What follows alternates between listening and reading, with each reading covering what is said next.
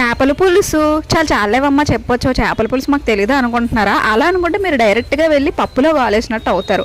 ఈ ప్రాసెస్లో మీరు ఒక్కసారి చేపల పులుసు చేశారంటే మళ్ళీ మళ్ళీ ఇలానే చేసుకొని తింటారు. వేడివేడి అన్నంలో ఈ చిన్న చేపలతో పులుసు పెట్టుకొని తిన్నారా, లైఫ్ లాంగ్ మీరు టేస్ట్ మర్చిపోలేరు.